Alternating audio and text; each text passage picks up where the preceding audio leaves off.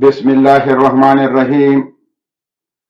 د ټولو نه مخکې زه د لوی افغانستان د غورځنګ ګریټ افغانستان مومنټ ګام د اړخه ټول افغان ولس ته د مینې نه ډک سلامونه وړاندې کوم. زما د نننۍ بیانیې موضوع ده د عمر داودزی صاحب د مرکې په اړه زما نظرونه. ګرانو وطنوالو، پکار خو دا وه چې دا ویډیو ما نه وي کړی، خو چونکې په دې مرکه کې د محکوم افغانستان د ځمکې او د ولس خبره ده، نو ځکه دا ویډیو زه ستاسو په خدمت کې وړاندې کول غواړم. عمر داودزی صاحب د افغانستان د اشغال په وخت کې د کرزي او د اشرف غني په وخت کې په لویو چوکو پاتې شوی دی. لکه د کرزي په وخت کې د ولسمشر حامد کرزي په دواړو دورو کې د هغه د دفتر مشر او د کورنو چارو وزیر پاتې شوی دی. بیا د اشرف غني په وخت کې د هغه استازی او په پاکستان او ایران کې د افغانستان سفیر هم پاتې شوی دی. او د افغانستان نه د اشغال د ختمېدو وروسته اوس په بهر دنیا کې خپل ژوند کوي. د پاکستان د یو داسې انکر سره مرکه وه چې دا انکر د پنجابیانو نه زیات د لر او بر د پښتنو د یو ځای کېدو دښمن دی، او هغه هم په داسې کسانو پسې ګرځي چې مرکه ورسره وکړي چې څوک د لوی افغانستان دښمنان وي. په 9 د سپتمبر کال 2015 کې په اسلام آباد کې د هغه 30 افغانانو چې په افغانستان کې د اشغالګرو د سوري د لاندې د افغان ولس وینې څکلې او اوس بهر ته تښتېدلي دي، عمر داودزی صاحب په اسلام آباد کې د هغې غونډې مرسته وکړه. نو دا کار خو چې کله اشرف غني په قدرت کې و، نو 50 د افغانستان سیاسون چې پکې حنیف اکبر هم شامل و، د لاهور د یوې NGO د مشرې چې ښځه وه په بلنه لاهور ته راغلي وو، او د جهاز ټکټونه ورله هم هغې ښځې ورکړي وو. او بیا دا 50 کسان یې د پاکستان ملي ترانې ته لاسپنامه ودرولي وو. نو هغې کومه لاسته راوړنه کړې وه، او اوس هم د یو تنظیم د ښځې په بلنه په اسلام آباد کې دا غونډه وشوه. نو دا غونډه به اخر کومه توره وکړي. بل داودزی صاحب وایي چې دغلته اوس په اسلام آباد کې دا کومه غونډه وه، نو په هغې کې ډېرو معززو افغانانو ګډون کړی و چې د فوزیه کوفي نوم پکې هم داودزی صاحب واغشتو. نو چې هغه دومره معززه وه، نو چې کله په افغانستان کې د اشرف غني په وخت کې په دویم ځل ټولټاکنې وې، نو ولې فوزیه کوفي ته اجازه نه وه ورکړل شوې چې په دویم ځل یې په ټولټاکنو کې برخه اخیستې وې؟ هغه په افغانستان کې په فساد کې ککړه نه وه چې داودزی صاحب هم د هغې دولت برخه وه. عمر داودزی صاحب وایي چې موږ اوس یوه لویه سیاسي قاعده جوړه کړې ده چې د افغانستان د ملي ژغورنې د مجمع په نوم یادېږي، او 4 سیاسي ګوندونه پکې شتون لري، او د هغې مشر عمر داودزی صاحب دی. داودزی صاحب وایي چې د اسلام آباد په هغې غونډه کې په شمول د فوزیه کوفي زموږ سره مشوره شوې وه، او موږ د هغوی د غونډې حمایت کړی و، او په هغې د اسلام آباد په غونډه کې زموږ د افغانستان د ملي ژغورنې د مجمع غړو هم برخه اخیستې وه. او بیا وایي چې باید داسې غونډې نورې هم وشي او افغان شموله شي.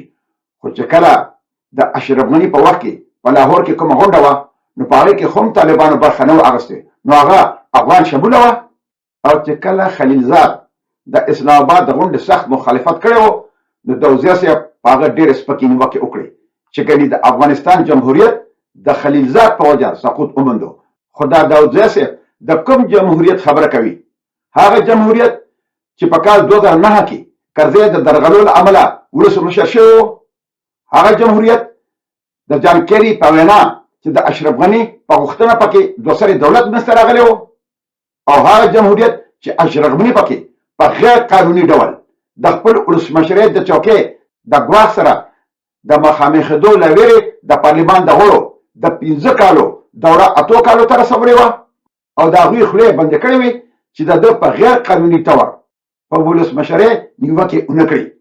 او هغه جمهوریت چې په کابل کې په یو ورځ عبدالله او اشرف غني د افغانستان د ولسمشرانو په څېر قسمونه پورته کړي وو، او د افغانستان د جمهوریت نه په نړۍ کې مسخره جوړ شوې وه، دا د افغانستان جمهوریت و. نو په هغه وخت کې داودزی صاحب د دولت مزې د کوم جمهوریت د لاندې اخیستې؟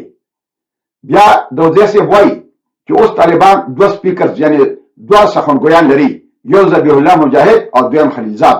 خو چې کله به په ار کې اشرف غني هر وخت خلیلزاد ته سټ سټینډ کول، نو په هغه وخت کې خلیلزاد څوک و؟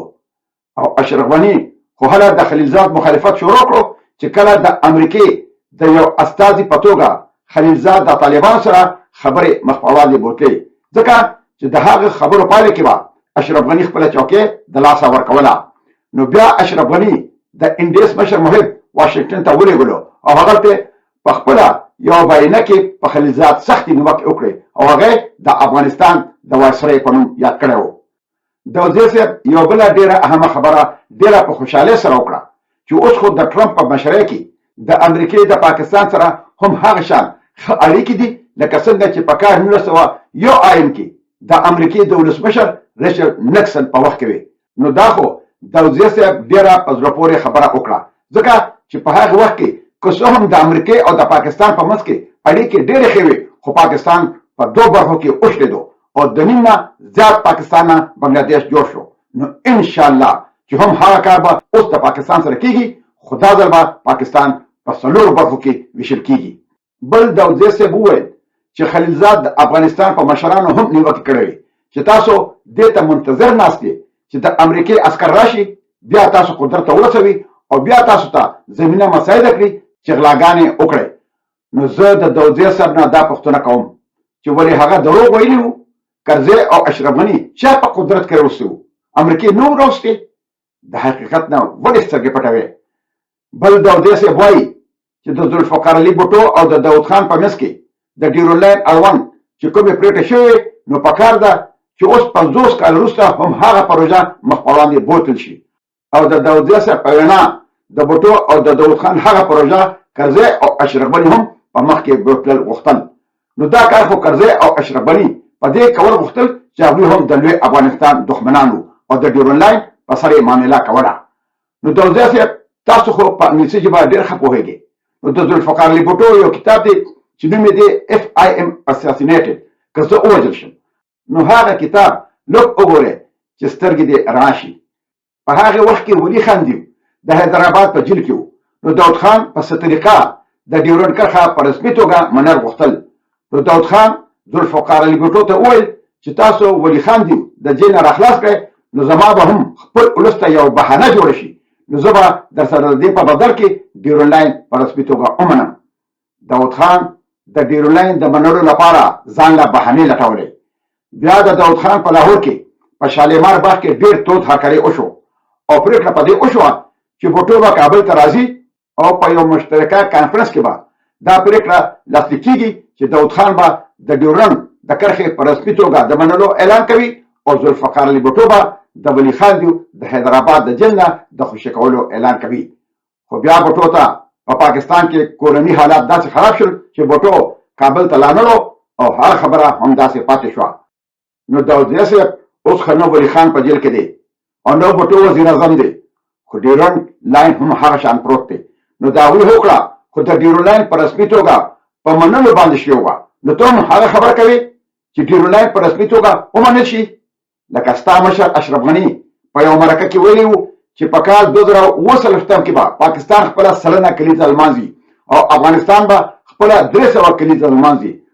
نو لکه چې ستا او ستا د دې مجموعې پلان هم د ډیورلاین په رسمي توګه منل دي. د وزیر صاحب ته خو په لویو لویو چوکو په افغانستان کې پاتې شوی. نو په لندن کې چې د اشرف غني استازي حنیف اتمر د پاکستان سره په ډیورلاین د ازغن تار لګولو باندې معامله کوله، نو ته ولې خاموشه وې؟ دا چېرته په ازغن تار یوه نیوکه کړې ده؟ خو دلته د وزیر صاحب یو بله ډېره عجیبه خبره وکړه چې طالبانو په څه ځایونو کې ازغن تار پرې کړو، نو ځکه د طالبانو او د پاکستان ترمنځ تعلقات خراب شول. نو د وزیر صاحب په دې ډېر زیات خفه دی چې ولې طالبانو دا کار کړی و. بیا وروسته د ډیورنډ په رسمي توګه د منلو په سره داود خان په کال 1988 کې د رضا شاه پهلوي سره د 3 میلیارډ ډالرو په عوض د ډیورلاین په سر معامله کړې وه او پرېکړه په دې شوې وه چې په سپتمبر کال 1988 کې به په واشنګټن کې د امریکې د رئیس جمهور جیمي کارټر سره په شریکه بیانیه کې داود خان د ډیورلاین کرښه په رسمي توګه مني. خو په اپریل کال 1998 کې په افغانستان کې انقلاب وشو او دا خبره همداسې پاتې شوه. داودزی صاحب دا تاسو چې کومه مجمع جوړه کړې ده او تاسو د هغې مشر یې، نو د ډیورلین دا کرغړېنه کرښه نه د بر پښتنو ته د منلو وړ ده او نه د لر، نو ستاسو د مجمع حیثیت صفر دی، ځکه چې تاسو د ډیورلین کرښه په رسمي توګه منلو ته 100% تیار یې، خو چې بس تاسو په څه طریقه قدرت ته ورسېږئ. خو زه تاسو ته یو خواست کوم چې نور د ولس ذهنونه مه خرابوئ. تاسو خپل امتحان کې 100% ناکام شوي، اوس کله په یو هیواد کې ګرځئ او کله په بل، خو څوک درته هم ګیا نه اچوي. د دې نه پرته داودزی صاحب وایي چې د افغانستان او پاکستان په منځ کې ریشایي مسله ده، خو نوم یې اخیستل نه غوښتل چې د ځمکې مسله ده، چې پاکستان د اباسین او د مارګلې د غرونه تر د ډیورلاین پورې د افغانستان ځمکه نیولې ده. د ډیورلاین نوم خطرتې هم په خوله نشو اخیستی، نو دې خو تش په خوله د خپلې ځمکې نوم نشي اخیستی، نو دې به د اباسین پورې د خپلې ځمکې پوښتنه څه وکړي. او بله دې دا خبره کوي چې د افغانستان دا ستونزه به د پاکستان او افغانستان په منځ کې د جرګې له امله حل کیږي. نو د څه جرګه؟ زه دلته یوه تاریخي خبره کول غواړم چې کله په کال 1812 کې د فرانس امپراتور نیپولین بوناپارت په روس ورخته او د روس نه ځمکې ونیولې، نو بیا نیپولین بوناپارت روس ته وویل چې راځئ کینو سره جرګه شو او د ځمکې دا ستونزه حل کړو. نو روس ورته وویل چې اول به دې د خپلې ځمکې نه وباسم، نو بیا به در سره خبرو اترو ته کینم، او بیا هم هغه شان وشول. نو داودزی صاحب زما په ځمکه د پاکستان سره د معاملو جرګې مه کوه، اول په پاکستان د اباسین پورې د خپلې ځمکې نه وباسو، نو بیا ورسره خبرې کوو. داودزی صاحب په تاریخ کې مو ډېرې معاملې زموږ د محکوم افغانستان د ځمکې او ولس په سر کړي دي. بس دی نور موږ په لر او بر کې پښتانه ستاسو په شان د کسانو د بغارو نه ستړي شوي یو چې په خبره توره به د ډیورلاین ستونزه حل کیږي. د دې نه پرته داودزی صاحب د طالبانو په دولت نیوکه کوي چې دا خو ټول شموله دولت نه دی. نو کله چې په دسمبر کال 2001 کې د بون کانفرنس و، نو د بون په کانفرنس کې چې اشغالګرو کوم دولت په افغانستان کې جوړ کړو او خونخوارو جنګ سالارانو ته افغانستان وسپارلو او یو ګوډاګي کرزی ولسمشر کړو، نو طالبان د قدرت نه بهر وساتل شول. نو د بون په کانفرنس کې د امریکای د استازي جیمز ډبنز نه یو ژورنالیست پوښتنه وکړه چې تاسو ولې طالبان د افغانستان د دولت نه لرې وساتل؟ نو جیمز ډبنز ورته وویل چې طالبانو خو ماته خوړلې ده، هغوی خو تښتېدلي دي، نو ولې دې هغوی په دولت کې شامل کړی شي؟ داودزی صاحب محترم هغه ټول شموله دولت و، نو دا کار خو په 15 د اګست کال 2021 کې هم شوی دی چې د تیر شوي دولت ټولو کسانو سره د خپلو بادارانو متحده ایالاتو ماتې خوړلې او تښتېدلي دي. نو هغوی دې ولې طالبان د ځان سره په دولت کې شامل کړي چې طالبانو د وینو او قربانو په بدل قدرت ته رسېدلي دي؟ او داودزی صاحب تاسو د خپل وطن ولس او تاریخ سره د خیانت په وجه د اشغالګرو په کومک قدرت ته رسېدلی وی، او د شمالي ټلوالو دې جنګ سالارانو به د ژوندي طالبانو په سرونو کې میخونه نه ټک وهل، او په دشت لیله کې د ژوندي طالبانو سره څه کړي وو چې رشید دوستم اوس هم په هغې ویاړ کوي او وایي چې بیا به هم زه د طالبانو سره دا کار کوم. او داودزی صاحب تاسو د هغې دولت برخه وئ، او دا جنګ سالاران خونران دومره وو چې عطانور او رشید دوستم به د یو بل سره خبرې هم نه کولې، خو طالبان له کابل ته را رسېدلي نه وو چې دواړو په یو هلیکاپټر کې د افغانستان نه تېښته وکړه. او داودزی صاحب ستاسو په سرونو کې خو لا چا یو میخ هم نه و ټک وهلی، او نه چا په دشت لیله کې په کنټینرو کې بند په سور نور ژوندي پرېښودلی وی. خو د خپلو د پي ایچ ډي کسانو سره مو د افغانستان نه خپې سپکې کړې، او چې تاسو وایئ چې ولس تاسو سره دی، نو بیا ولې د افغانستان نه تښتېدلی؟ په افغانستان کې تاسو د امریکایانو په زور په قدرت کې ناست وی، خو چې هغوی ووتل نو بیا تاسو ټول د یو بل نه مخکې کېدی او د افغانستان نه تښتېدلی. او ستاسو پي ایچ ډي ولسمشر غني هم خپل ولس ته په شا نه کتل او سره د ډالرو د افغانستان څخه تېښته وکړه. دا ستاسو هغه ټول پي ایچ ډي ګان وو چې په مرکه کې د تاسو ډېر زیات فخر کوئ. ستا د ولسمشر اشرف غني نه په شمشاد ټي وي په مرکه کې پوښتنه شوه چې ته ولې د ډیورلاین په ازغن تار خاموشه پاتې شوې؟ نو دی ورته وایي بیا خبره جنګ ته تله، وطن ګټل او هغه ساتل د ډرنانو خلکو کار نه دی چې په یو لاس کې د ټوپک او په بل لاس کې د قلم نه وي نو مخ په وړاندې نشي تللی. بل دا مرکه کوونکي وایي چې موږ د مجاهدینو سره لس کاله کومک وکړو بیا مو د طالبانو سره کومک وکړو. نو زه دغه کس ته وایم چې پاکستان په افغانستان کې د لاسوهنې لپاره په کال 1993 کې ګلبدین حکمتیار، احمدشاه مسعود او استاد رباني پېښور ته راغوښتي وو او هغلته په افغانستان کې د لاسوهنې لپاره تیارول او دا کار نصیر الله بابر د ذوالفقار علي بوټو په وینا کړی و چې په افغانستان ور بل کړی شي چې په کال 1993 کې افغانان د خپل ځمکې پوښتنه ونه کړي ځکه چې د ډیورنډ د کرښې 100 کاله پوره کېږي. بیا چې کله ذوالفقار علي بوټو ضیاءالحق د اقتدار نه لوړ کړو نو پاکستان په دنیا کې بالکل منځوي شوی و. د دنیا نه په ټول کومکونه بند شوي وو. د پاکستان سره د 23 ورځو بجټ پاتې و. خو چې کله په کال 1988 کې په افغانستان کې انقلاب وشو نو د پاکستان غوا لنګه شوه. لکه ضیاءالحق یو ورځ ویلي و چې د افغانستان انقلاب د پاکستان لپاره د خدای د اړخه یوه تحفه وه. او بیا په یوه ویډیو کې وایي چې مجاهدین د افغانستان لپاره جنگ نه کوي بلکې د پاکستان د ساتنې لپاره جنگ کوي. په پېښور کې د مجاهدینو د اوو پاټو لپاره د پاکستان آیسای یو بیرو جوړه کړې وه چې نوم یې و افغان بیرو او دې اوه د مجاهدینو پاټو به د هغې بیرو د لاندې کار کوو. د هغې بیرو مشر بریګیډیر یوسف و. نو هغه لیکي چې موږ سوچ وکړو چې پاکستان خو هسې هم تباه دی نو راځئ چې یوه جواري وکړو. په افغانستان کې باید د شوروي پر ضد د امریکې مرسته وکړو او د هغې په بدل کې به د امریکې نه پیسې او نور کومکونه ترلاسه کړو. نو بیا همدغه بریګیډیر یوسف لیکي چې موږ په هغه جوړه کې کامیاب شو. او د دې نه پرته د دنیا منلي شوي غل د پاکستان د اټومي بم جوړونکي قدیر خان په خپله یو مرکه کې وایي چې که د افغانستان انقلاب نه وی شوی نو موږ به دومره زر اټم بم نو جوړ کړی. او بیا چې په پېښور کې د پاکستان د وزیر اعظم نواز شریف د سوري د لاندې په افغانستان کې موقتي دولت جوړ شو نو بیا هم هغه پاکستان په افغانستان کې د موقتي دولت د ړنګ کولو لپاره هلې ځلې پیل کړې او د آیسای په مرسته د ګلبدین حکمتیار کمانډرانو به په کابل هره شپه راکټې ورولې. او چې بیا د پاکستان په کومک په کال 1996 کې په افغانستان کې طالبان په قدرت کې راغلل نو په کال 2001 کې پاکستان طالبان امریکې ته لاس تړلې په حواله کړل او 33 میلیارډ ډالر پاکستان د هغوی په سر واغشتې. نو دا پاکستان چې د صفر نه اټومي طاقت شو نو دا د افغانستان په وجه باندې شوی دی. خو پاکستان افغانستان موږ لا تباه او برباد کړ او خپل ځان یې پرې جوړ کړ. د پاکستان لپاره دا مطرح نه ده چې څوک په ارګ کې ناست دی خو پاکستان به خامخا د هغه مخالفت کوي چې په افغانستان کې چېرته هم امن او ثبات رانشي ځکه چې دوی ته پته ده که په افغانستان کې امن او ثبات راشي نو بیا به افغانستان په خپلو خپو ودرېدل پیل کړي او چې افغانستان په خپلو خپو ودرېږي نو بیا به افغانان د پاکستان نه د ډیورنډ لاین نه واخله تر د اباسین پورې د خپلې ځمکې پوښتنه کوي. بل داودي صاحب وایي چې طالبانو وعدې پوره کړې نه دي. نو په 14 د اګست کال 2021 کې د امریکې د بهرنیو چارو سکرټر انټوني بلینکن اشرف غني ته ټلیفون وکړو چې طالبان به کابل ته نه درننوځي د طالبانو او د حکومت په منځ کې به جوړجاړی کیږي ته د ارګ نه موځه. نو اشرف غني ورسره ژمنه وکړه چې زه به بالکل ارګ نه پرېږدم.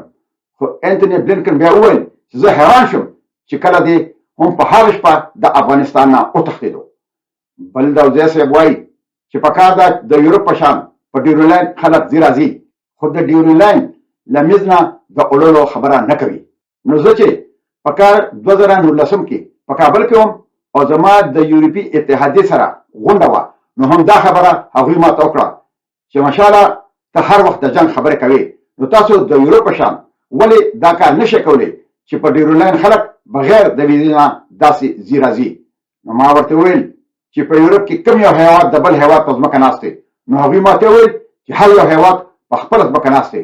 نو ما ورته وویل چې کله موږ د اباسین پورې خپل وطن ترلاسه کړو نو بیا به د پنجاب سره خبرې کوو چې څنګه به په خپل منځ کې خپلې اړیکې مخ په وړاندې بوځو خو زما په ځمکه به زما سره خبرې نه کوي. بل داودي صاحب وایي چې زموږ د مجمع کومه تګلاره ده نو هغه به د طالبانو د دولت له منځ نه د تلو نه وروستو کېږي. نو دا به څنګه کېږي؟ دوی خو نه د جنګ دي او نه دوی سره ولس دی. دوی خو بهر نورو هېوادونو کې د ژوند نه مزې اخلي خو هم هغه د خلیلزاد خبره چې دوی بیا د امریکې په انتظار دي چې هغوی به بیا افغانستان اشغال کړي او دوی به پرې د پاسه کېنوي او د دولت په بوجو کې به خولې ورکړي او د بیچاره افغان ولس وینې به څکل شروع کړي. بیا د داودزی صاحب نه انکر پوښتنه وکړه دا تاسو چې وایئ چې 4 کوم ګوندونه دي نو دا په افغانستان کې دي او که بهر دي؟ نو ده ورته وویل چې دا په بهر دنیا کې دي. خو زه د دې ګوندونو اړوند یوه خبره کول غواړم.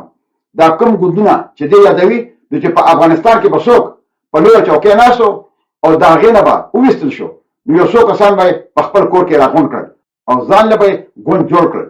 نو دا هغه ګوندونه دي چې چا به په خپله کوڅه کې هم نه پېژندل لکه د امرالله صالح ګوند. او دا کم مشران چې داودزی صاحب یادوي نو دا هغه کسان دي چې د تش په نوم په جمهوریت کې په تېرو 20 کلونو کې په بشپړ توګه په فساد کې ککړ وو او د بیچاره ولس وینې به یې څکلې. بل داودزی صاحب د پاکستان د موقف تایید کوي چې د افغانستان طالبان او د پاکستان طالبان ټي ټي پي یو خلک دي او پاکستان هم دا وایي چې د ټي ټي پي په شا د افغانستان طالبان ولاړ دي. دلته ماته د داودزی صاحب د مجمع او پاکستان ترمنځ هیڅ توپیر نه ښکاري. نو چې څنګه د افغانستان اصلي بچي پاکستان ته د دښمن په نظر ګوري نو داسې هغوی د داودزی دې مجمع ته هم د دښمن په نظر ګوري. خو دې انکر داودزی صاحب ته یو بله ډېره اهمه خبره وکړه چې زه هغه بله ورځ په یو ډېر اهم ځای کې ناست وم. نو هغوی وویل چې کله طالبان په افغانستان کې په قدرت کې راغلل نو په پاکستان کې 50 سلنه خلکو دوی خوښول خو اوس د دوی ریټ 2.5 سلنې ته راکوز شوی دی. خو دا د خلکو خبره نه بلکې دا د پاکستان د اسټابلیشمنټ فورټ او آیسۍ خبره ده چې دا انکر کوي. نو دا خو په یو ډول د داودزی صاحب په مخ څپېړه وه ځکه چې دوی خو دا وایي چې طالبان د پاکستان لاسپوڅ دي. نو چې اوس د پاکستان د ادارو کې د دوی ریټ 2.5 سلنې ته راکوز شوی دی نو مطلب دا دی چې دوی د پاکستان لاسپوڅي نه دي. ګرانو وطنوالو اوس به په لویه لاس پارم تل دې وي پښتو تل دې وي پښتونولي او تل دې وي د اباسین او د مارګلې د غرونو نه تر د امو دریا پورې زمونږ د پلار نیکه ګران خوږ ګلالي او ګلې ګلزار وطن لوی افغانستان د ازادۍ په هیله مشال خان ټکر.